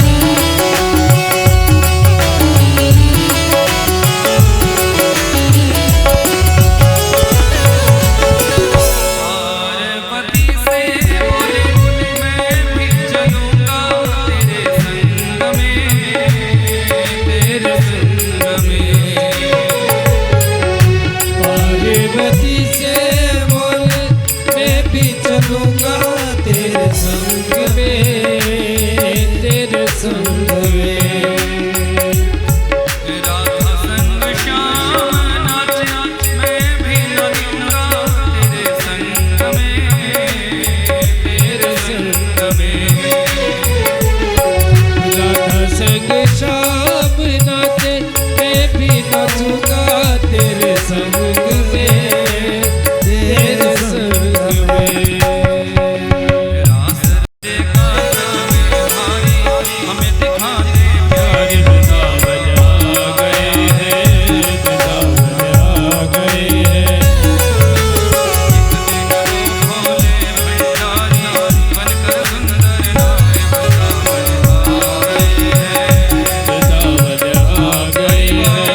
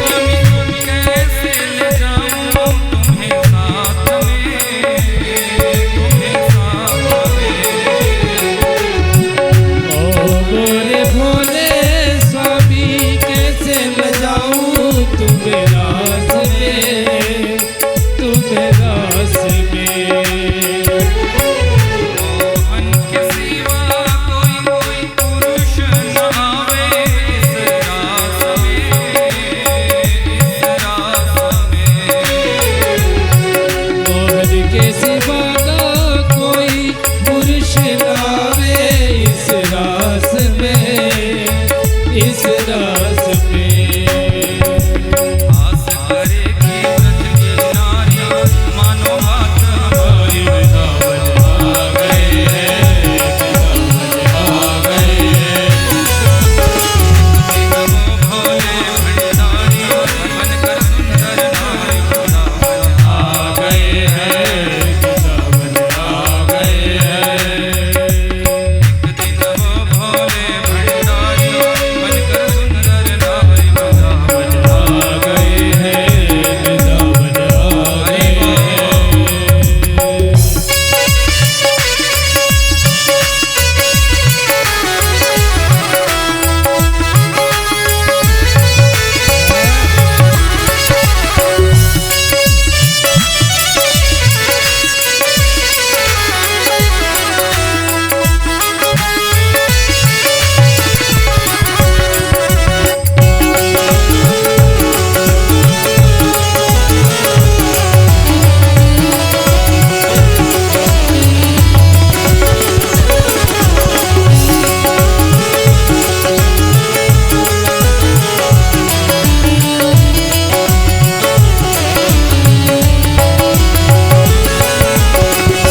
ऐसा सजा दे मुझको कोई न जाने इस राज को, इस राज ऐसा सजा दो मुझको कोई न जाने इस राज को, इस राज को। मेरी सहेली है ये ऐसा बताना ब्रजराज को, ब्रजराज को। मेरी सहेली है ऐसा बताना ब्रजराज को, ब्रजराज को। साड़ी चाल चले मत तुम्हारे वृंदावन आ गए हैं, वृंदावन आ गए हैं। भोले भंडारी बनकर सुंदर नाय वृंदावन आ गए हैं, वृंदावन आ गए हैं।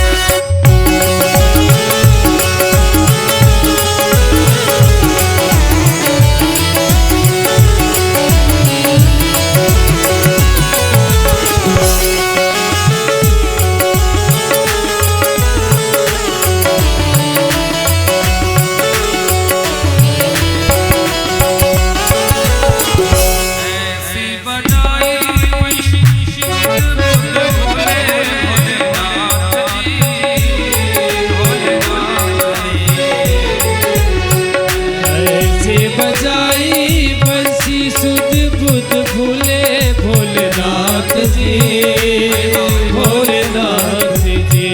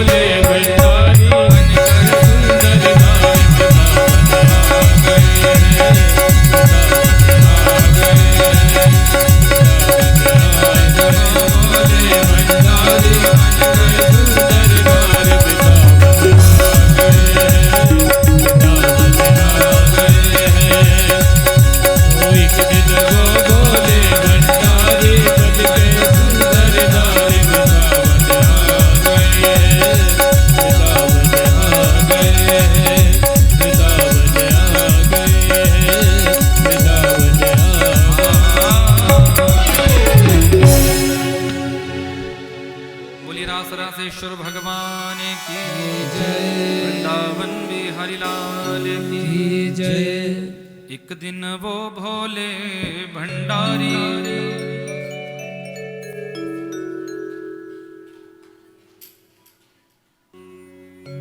वृंदावन आ गए हैं, वृंदावन आ गए हैं। मेरे सर्वेश्वर सरकार कि महाराज का दर्शन करने के लिए भूत भावन भूतेश्वर भोलेनाथ भी गोपी बनकर इस ब्रज में आए थे। नाम पड़ गया गोपेश्वर, बोले गोपेश्वर महादेव की। ऐसे मेरे परात्पर प्रभु के सुंदर रास का दर्शन आप सभी ने यहाँ किया।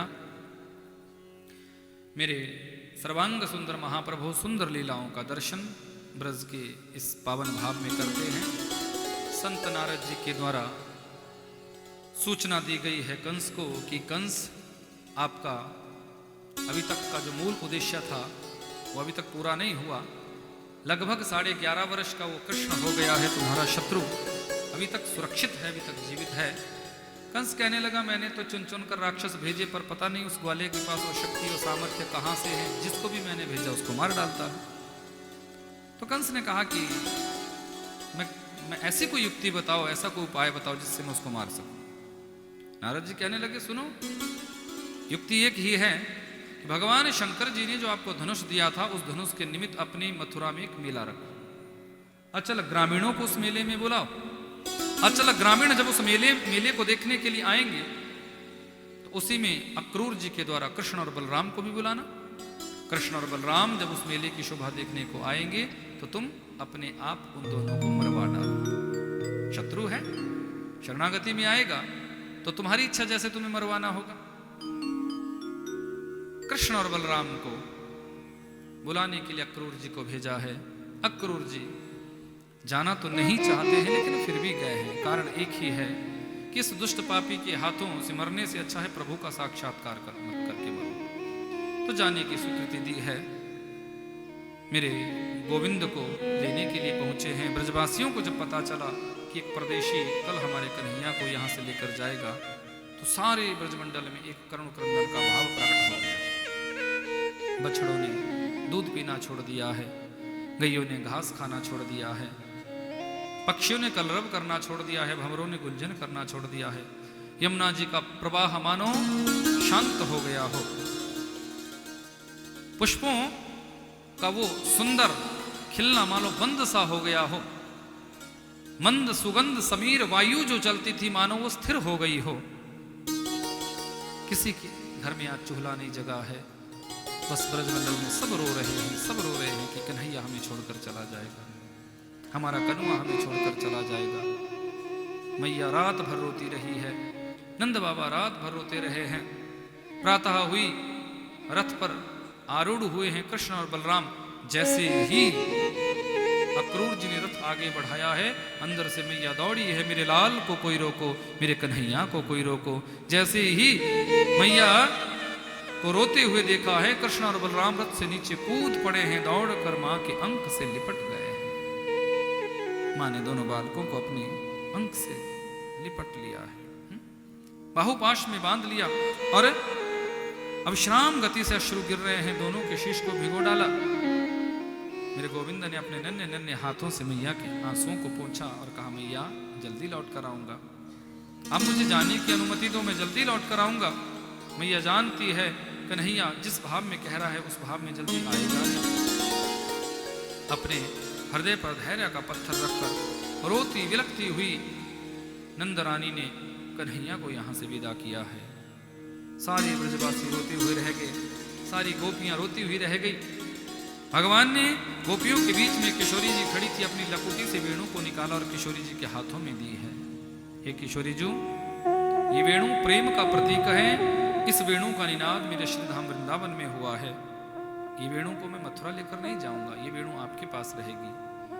जब जब आपका मन होगा कि मैं आपके समीप आऊं, देखना आपको ऐसा लगेगा कि मैं आपके आसपास ही हूं। अपनी लकुटी से वेणु निकाल कर आज किशोरी जी को समर्पित कराई है। प्रेम भरी भाव भरी निगाहों से देखते हुए मेरे गोविंद यहां से निकले हैं। सभी रुदन करते हुए रह गए, रोते विलखते हुए इन ब्रजवासियों को छोड़कर भगवान कुछ ब्रज सखाओं के साथ अक्रूर जी के साथ गए हैं। जैसे ही अक्रूर जी के साथ जाना हुआ है, मार्ग में अक्रूर जी को संशय हो गया कि मैं इन दोनों बालकों को कंस जैसे पापी के हाथों मरवाने के लिए ले जा रहा हूं। अक्रूर जी के संशय को दूर करने के लिए अक्रूर जी को वास्तविक रूप का दर्शन कराया। जैसे ही अक्रूर जी गोता मारते हैं तो जमुना जी में शेष शैया पर नारायण महाप्रभु का दर्शन पाते हैं, और जैसे ही बाहर निकलते हैं तो रथ पर कृष्ण और बलराम को उस बाल रूप में ही दर्शन करते हैं। अक्रूर जी समझ गए कि साधारण नहीं है, ये परब्रह्म है, परमात्मा है। कंस जैसा दुराचारी, कंस जैसा पापी इनका बाल भी बांका नहीं कर सकता। निसंदेह अब यहां से अक्रूर जी आगे बढ़े हैं। जैसे ही ब्रजगलियों में जिस भाव से चलते थे उसी भाव से मथुरा की गलियों में जब चलने लगे तो पुष्प वृष्टि होने लगी। सखा कहने लगे, लाला देख, हम राजा की नगरी में चल रहे हैं, वस्त्र हमारे ग्वालों के हैं, राशि वस्त्रों की व्यवस्था हो जाती तो भैया आनंद आ जाता। भगवान ने कंस का एक धोबी है, बड़ा क्रोधी स्वभाव का है, लेकिन मेरे परात्पर प्रभु ने उसका उद्धार किया और अपने समस्त ब्रज सखाओं को राजसी वस्त्र पहनाए। दर्जी से उन वस्त्रों को व्यवस्थित करवाया, दर्जी को आशीर्वाद दिया। सुदामना नामक माली से दिव्य मालाएं पहनी, माली को आशीर्वाद दिया। कुब्जा से, उस त्रिवक्रा से, उस सैरेंद्री से, कंस की उस दासी के हाथों से अपने समस्त सखाओं को और अपने मस्तक पर सुंदर चंदन लगवाया है। और यहां से आगे बढ़े हैं। कुबलियापीड़ हाथी को छोड़ा गया। मेरे परात्पर प्रभु ने कुबलियापीड़ हाथी का उद्धार किया है। हाथी दंत को ही शस्त्र बनाकर कृष्ण और बलराम रंगशाला में प्रवेश करते हैं। जाकी रही भावना जैसी, प्रभु मूरत देखी तिन तैसी। जिसकी जैसी धारणा थी, जैसी भावना थी, मेरे परात्पर प्रभु उसको उसी रूप में दर्शित हो रहे हैं। वर्णन आता है भागवत में कि कंस को तो साक्षात अपना काल दिख रहा है, अपना काल दिख रहा है। भगवान ने एक छलांग लगाई है। शिवधनुष जो सजाया हुआ था, पलक झपकने में जितना समय लगता है उससे भी कम समय में शिवधनुष को भंग कर दिया। शिवधनुष खंडित हुआ। कंस समझ गया कि आज मेरे जीवन का अंतिम दिन है। अपने बचाव के लिए चिल्लाया है, अरे चाणूर, अरे मुष्टिक, मेरी रक्षा करो। चाणूर और मुष्टिक बड़े अधिरथी वीर थे,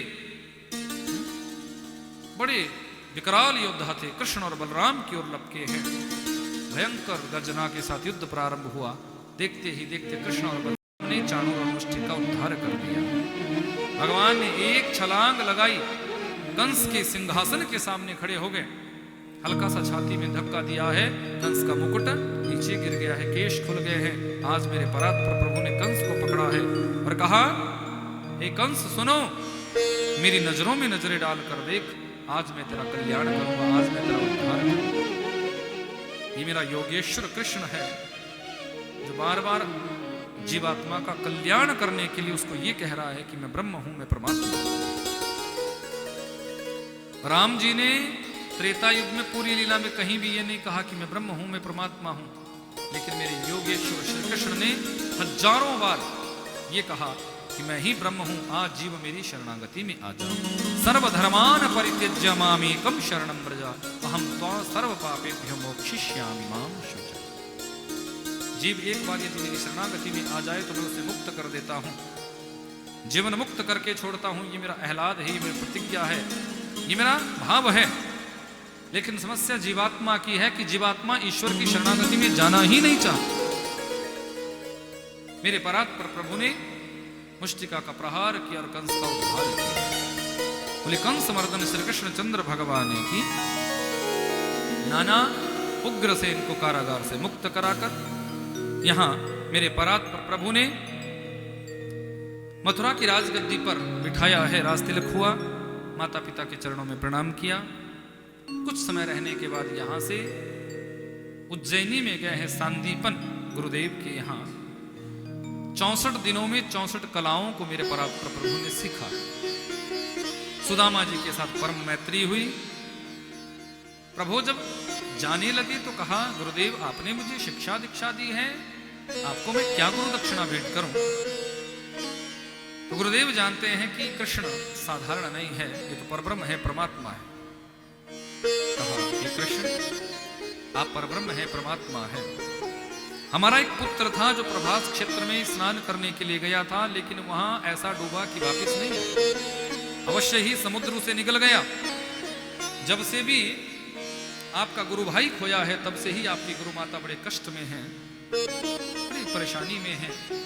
तो आपसे बस एक ही इच्छा है कि आप अपनी गुरु माता की प्रसन्नता के लिए गुरुपुत्र को लौटा कर दो। मेरे परात्पर प्रभु समुद्र में कूद पड़े हैं, गुरुपुत्र नहीं मिला। पांचजन्य शंख को राक्षस का उद्धार करके यहां से प्रभु ने प्राप्त किया। पांचजन्य ऋषिकेशो देव दत्त धनंजय, गीता में भी इसका दर्शन आया। प्रभु जिस शंख का निनाद करते हैं उस शंख का नाम है पांचजन्य। भगवान सीधे पहुंचे हैं यमपुरी में।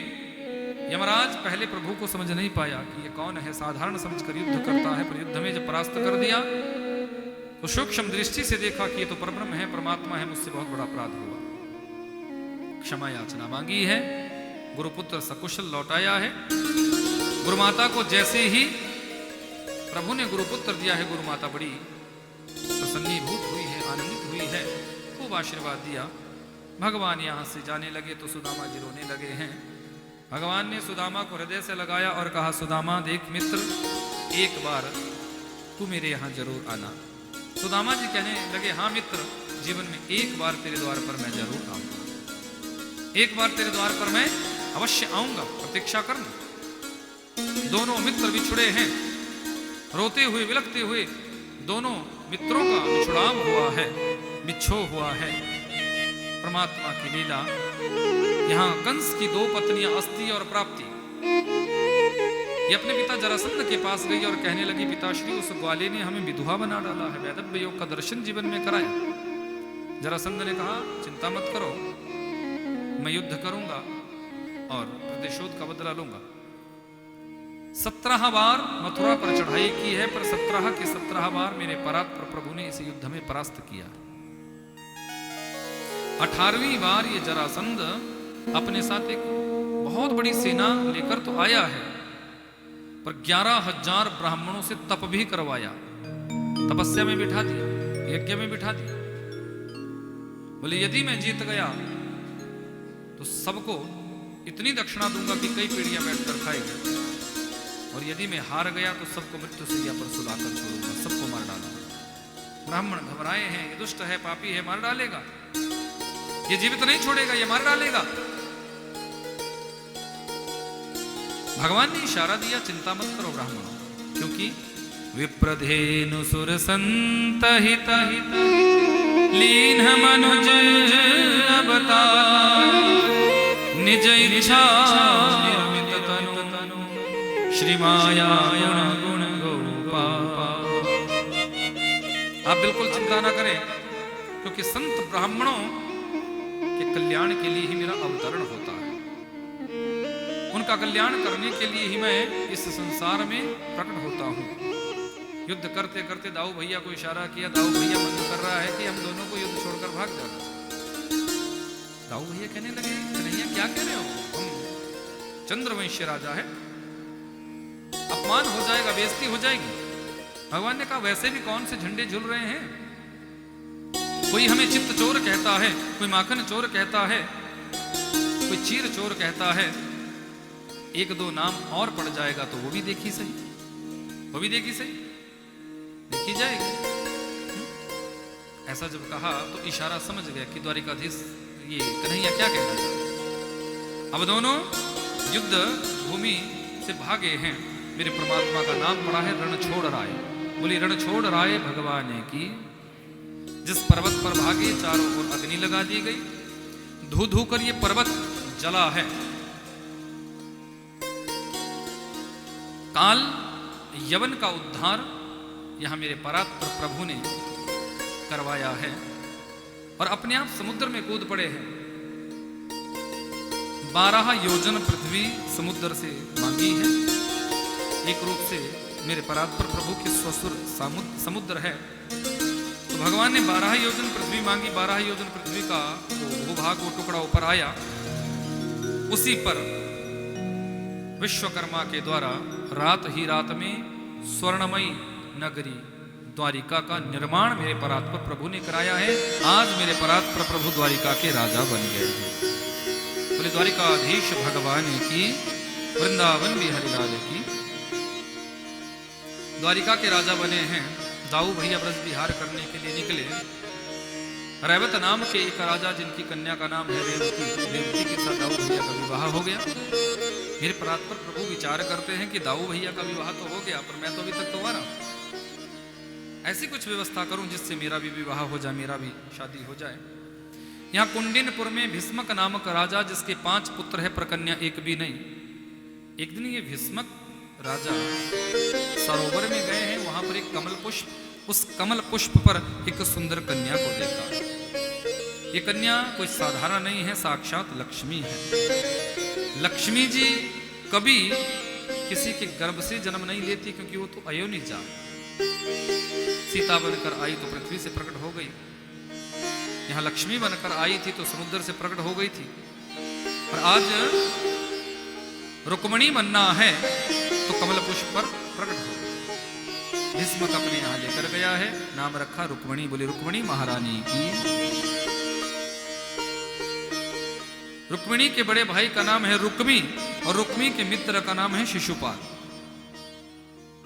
रुक्मिणी जब बड़ी हुई तो ये रुक्मी अपनी बहन रुक्मिणी का विवाह शिशुपाल के साथ कराना चाहता है। स्वयंवर रखा, लेकिन पिताश्री से कहा कि देखो पिताश्री, रुक्मिणी को समझाइएगा कि स्वयंवर तो एक झूठ का है, नाटक का है। असली जयमाला तो मेरे मित्र के गले में ही रुक्मिणी डाले, ऐसा कहा। और कुछ ना करें, मेरे ही मित्र के गले में जयमाला डाले। रुक्मिणी को जब इस बात का पता चला कि मेरा भाई मेरा विवाह शिशुपाल के साथ करना चाहता है, तो बड़ा दुख हुआ। रुक्मिणी बहुत रोई। माता कात्यायनी जी के मंदिर में गई, निवेदन किया। माता कात्यायनी जी ने इशारा दिया कि चिंता मत कर, तेरी इच्छा पूरी हो। भाभी जी बहुत अच्छी थी। भाभी जी को जब सूचना मिली तो भाभी जी ने कहा कि यदि तू मनक्रम वचन से द्वारिकाधीश को अपना मानती है तो तू एक प्रेम पत्र लिख द्वारिकाधीश के नाम से। तो रुक्मिणी ने भाभी जी के कहने पर प्रेम पत्र लिखा है, लेकिन उस प्रेम पत्र का एक एक शब्द मेरे गोविंद का ही दर्शन कराने वाला है। कि श्रुत्वा गुणान् भुवन सुंदरम शृण्वतां ते। नवदा भक्ति में पहली जो भक्ति वो है श्रवण भक्ति, सुनना। कि श्रवणम कीर्तनम विष्णु स्मरणम पाद सेवन अर्चनम वंदनम दास्यम सख्यम आत्मनिवेदनम। पहली भक्ति है श्रवण भक्ति। उसी श्रवण भक्ति का दर्शन यहाँ रुक्मिणी ने अपने प्रेम पत्र में करवाया है कि हे द्वारिकाधीश, मैं कभी आपसे मिली नहीं, मैंने कभी आपको देखा नहीं, मेरी आपसे कोई बात नहीं हुई, लेकिन श्रुत्वा, बड़े बड़े राजा महाराजाओं के श्रीमुख से मैंने आपकी वीरता का यशोगान सुना और प्यारे जब से सुना है तभी से मैं आपकी दीवानी हो चुकी हूं। मैं मनक्रम वचन से आपको अपना मान चुकी हूं। इसलिए मैं आपको ही पाना चाहती हूं, आपको ही प्राप्त करना चाहती हूं। पर मेरा भाई जबरदस्ती मेरा विवाह शिशुपाल के साथ करना चाहता है। आपसे निवेदन है कि आप मेरे इस आमंत्रण को स्वीकार करें और मुझे लेने के लिए आए। 20,000 सैनिकों की सुरक्षा में मेरा भाई मुझे माताजी के मंदिर में भेजेगा। माताजी के मंदिर में मैं जाऊंगी, लेकिन उन 20,000 सैनिकों के बीच से आप मेरा हरण करा के मुझे यहां से ले जाइएगा। यदि आप नहीं आए तो मैं प्राणों का त्याग कर दूंगी, पर शिशुपाल जैसे शियार के गले में जयमाला नहीं डालूंगी। रुक्मिणी ने यह प्रेम पत्र लिखा और ब्राह्मण देवता के हाथों में दिया। ब्राह्मण देवता द्वारिका पहुंचे। द्वारिका में जैसे ही पहुंचे हैं, प्रेम पत्र प्रभु का दिया है।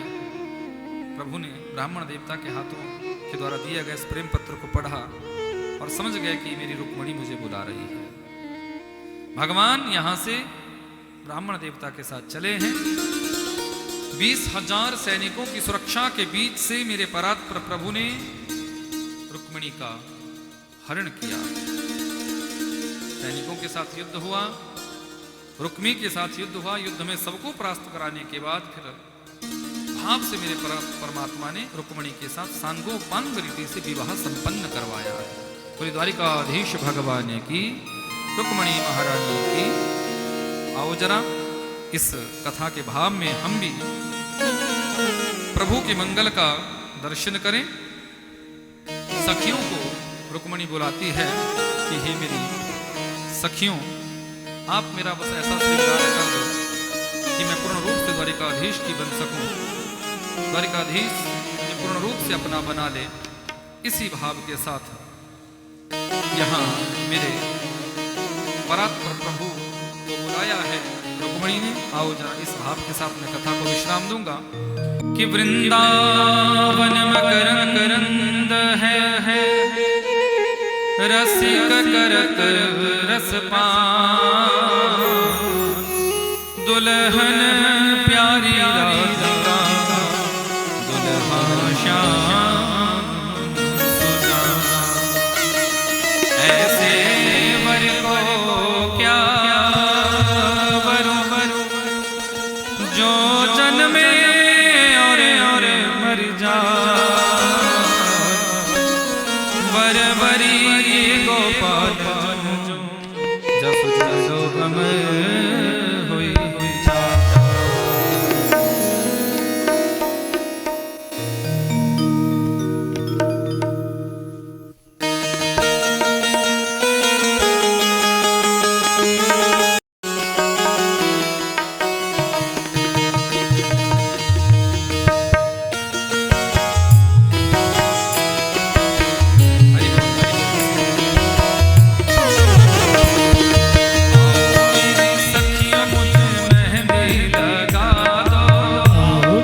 सखियों मुझे मेहंदी लगा दो,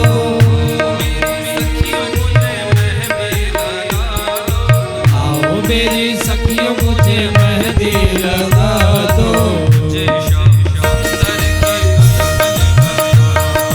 मुझे श्याम सुंदर की दुल्हन बना दो।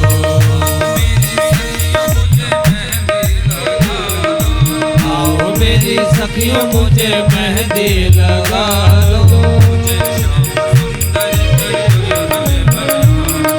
मुझे श्याम सुंदर की दुल्हन बना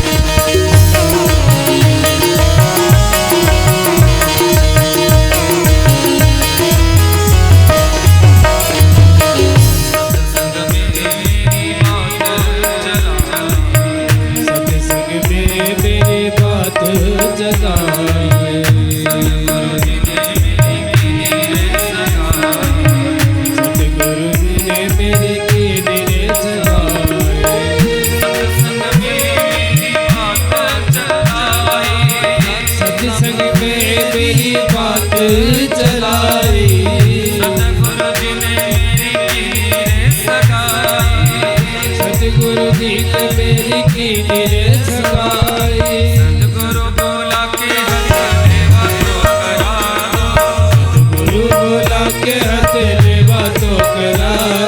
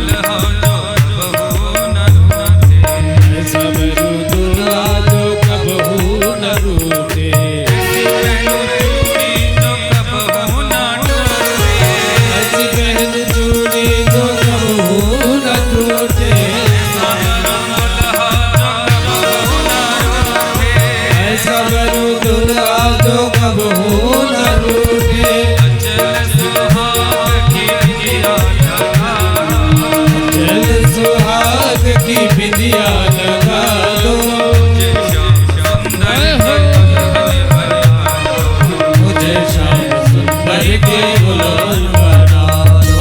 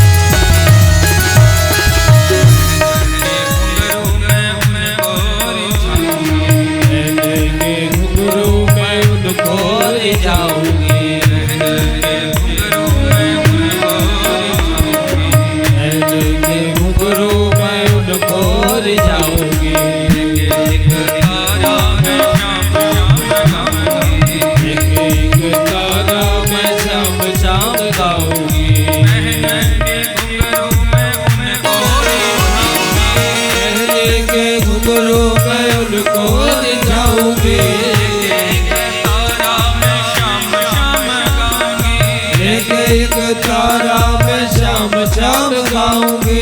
सतगुरु बोला के हथ लेवा तो करा दो, सतगुरु बोला के हथ लेवा तो करा दो।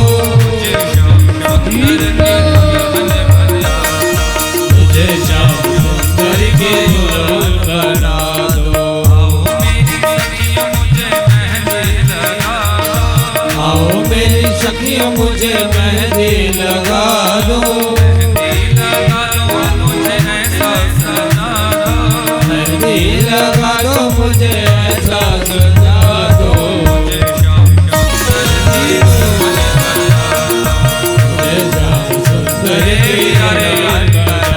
दो।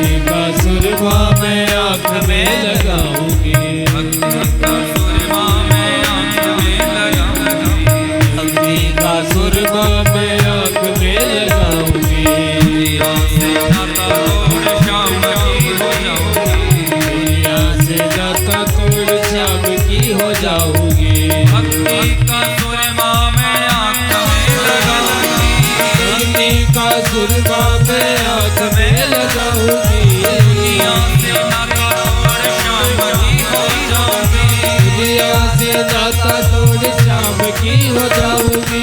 सखियाँ बोला के जरा डोली तो सजा दो, सखियाँ बोला के जरा डोली तो सजा दो। मुझे श्याम सुंदर के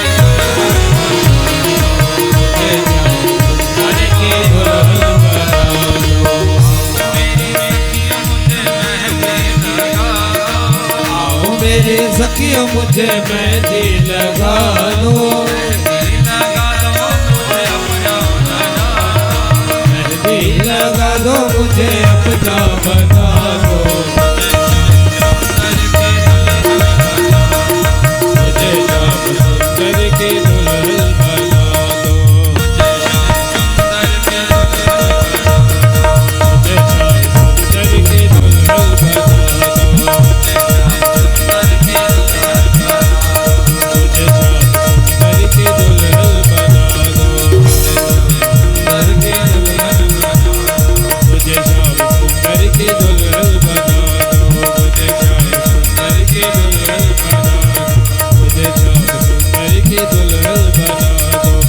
श्याम सुंदर की दुल्हन बना दो, मुझे श्याम सुंदर की दुल्हन बना दो।